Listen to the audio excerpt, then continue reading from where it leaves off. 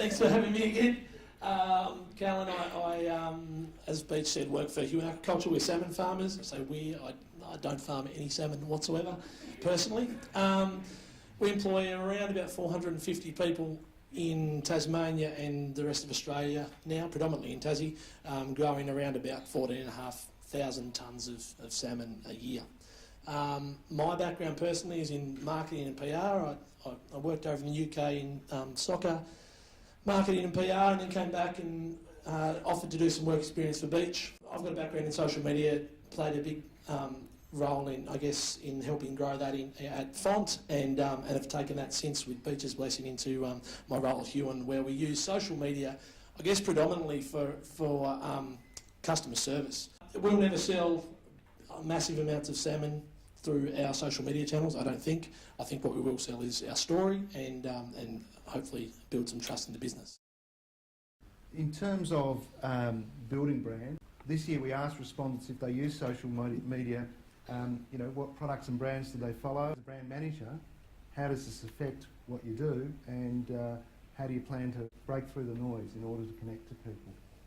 I think, as with anything, it's about building trust first and showing who you are and talking about your values. I think Mel will probably talk more about that, but our challenge from a Huon perspective is to let people in to show them what we do, for them to trust that the salmon we produce is not hurting the environment we live in, is safe to eat, and is the best quality that's on offer for the price they're prepared to pay.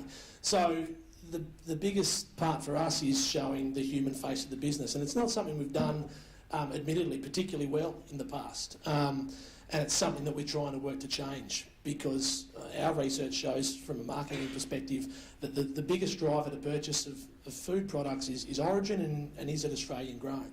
And those are two great things and great stories that we've got to tell as a business. Peter and Francis started it 25 years ago. So a big part of what we're trying to do, or what I'm trying to do on social media now from a brand perspective, is to tell that story, to build the trust, because we can't expect people to implicitly trust us. What we can do is try to show them a more human face of the business. There are many brands that people just trust and connect with. How do you recreate and effectively communicate that brand when moving from the real world into social media?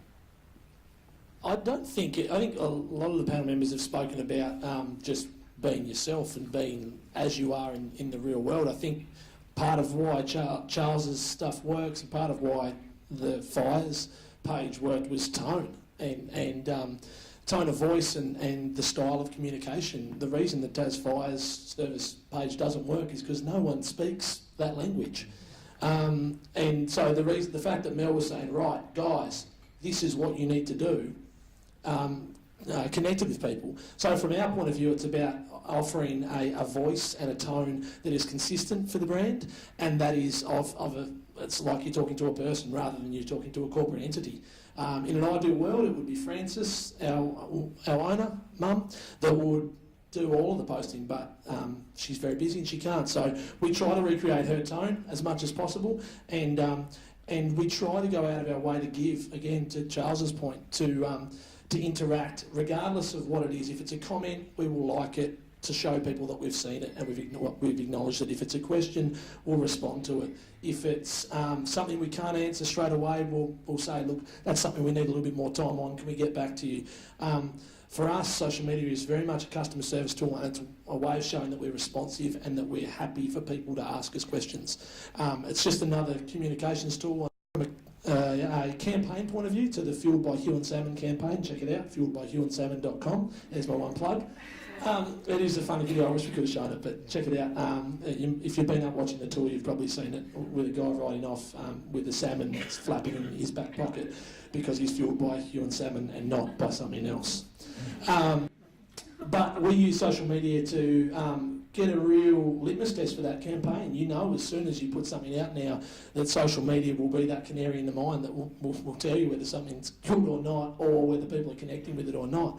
And it was a way of amplifying the message. I think, the tweets. Mike Tomalaris, for instance, SBS, we're advertising on SBS. Mike Tomalaris is a well-known cycling commentator, and he he was tweeting about it as well, you know, saying world class, you know, and that adds some credence, it adds some trust, it adds some weight behind the campaign that we couldn't go out and actively buy.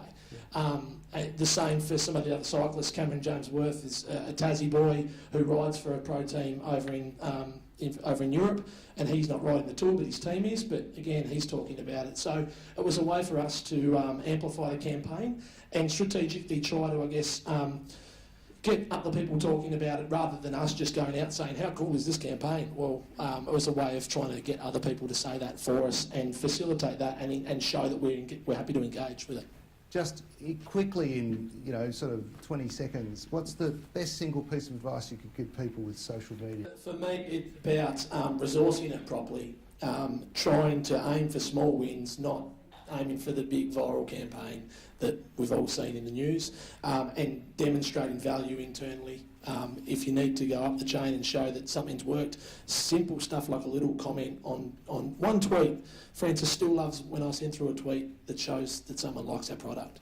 And those little wins add up, and it gives them more trust in me to go out and talk on behalf of the organisation. And the little 1%ers talk to everyone. If someone's willing to go out and engage with you, make sure you don't ignore them.